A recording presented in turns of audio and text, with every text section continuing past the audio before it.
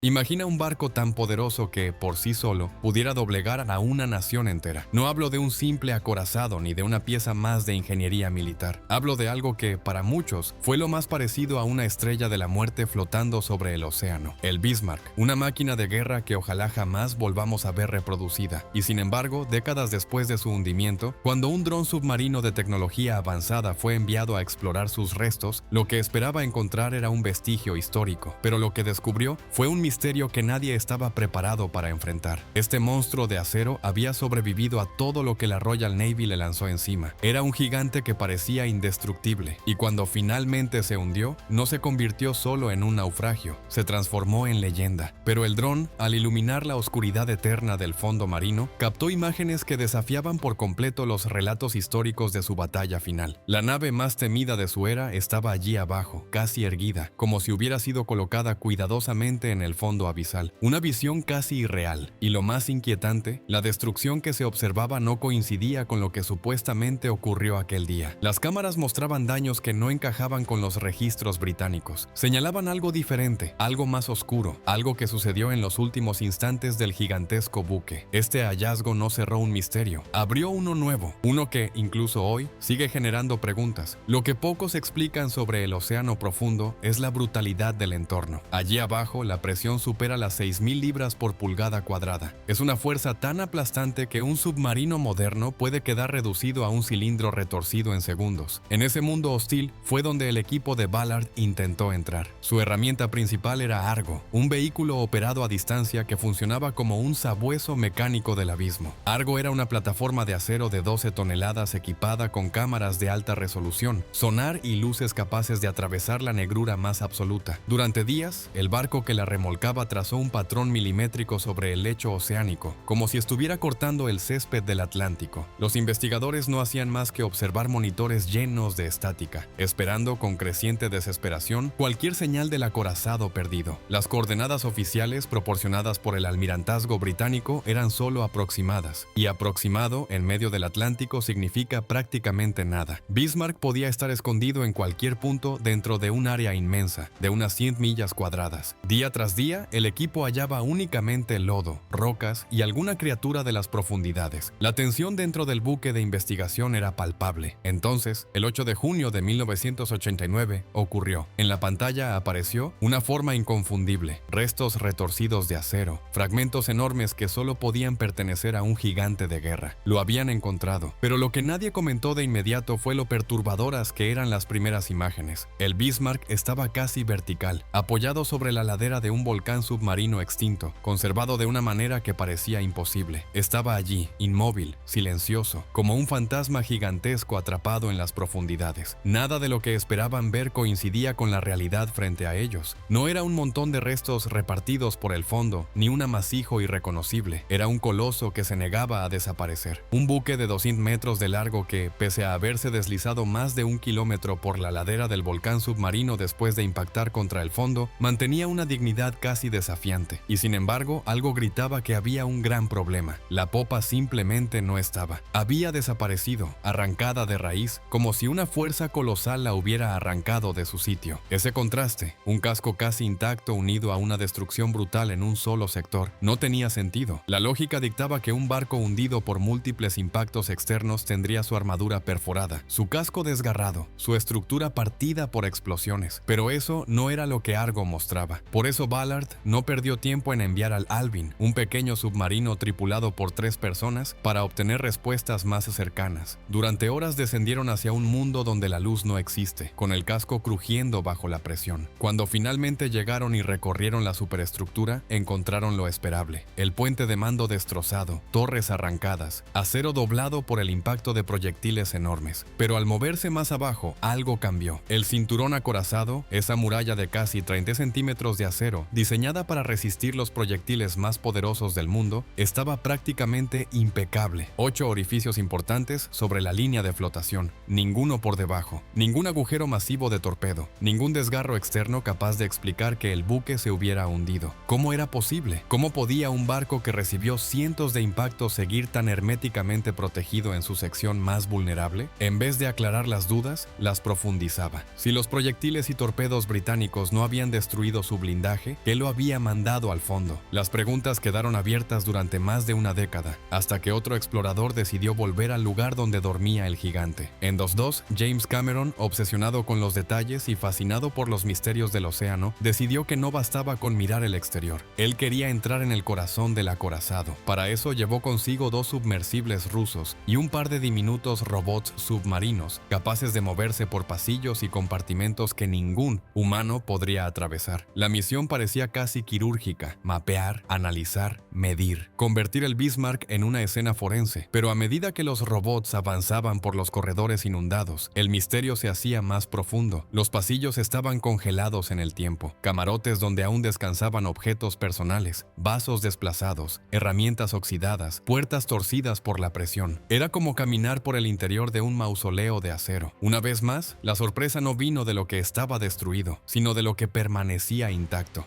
Cameron y su equipo confirmaron algo inquietante. Más de 700 proyectiles habían sido disparados contra el acorazado, pero solo 2 habían logrado atravesar por completo su blindaje principal. 2. El buque insignia de la Kriegsmarine había resistido casi todo, y fue entonces cuando los robots encontraron un detalle que cambiaría la interpretación por completo: largos desgarros metálicos bajo el cinturón blindado. A primera vista parecían daños por torpedo, pero algo no cuadraba. No tenían la forma típica de una explosión. Eran laceraciones, como las que se producen cuando una estructura enorme se estrella contra un plano sólido. Cameron reunió a su equipo y empezaron a comparar los patrones de daño. No eran radiales, como los que deja una detonación. No había señales de quemaduras, ni metal expandido por presión interna. En cambio, las placas parecían haber sido dobladas hacia adentro por una fuerza aplastante y constante. Exactamente el tipo de daño que ocurre cuando un coloso de 50.000 toneladas choca a toda velocidad contra el lecho marino y luego se desliza cuesta abajo durante cientos de metros. La montaña submarina había hecho más daño a la estructura que todas las armas británicas juntas, pero nada preparó al equipo para lo que encontraron en el interior. Los robots registraron algo que dejó sin aliento incluso a los expertos más fríos. Los pisos inferiores, ubicados por debajo de la cubierta blindada, estaban hundidos entre 3 y 4 metros hacia abajo, literalmente aplastados, como si el interior hubiera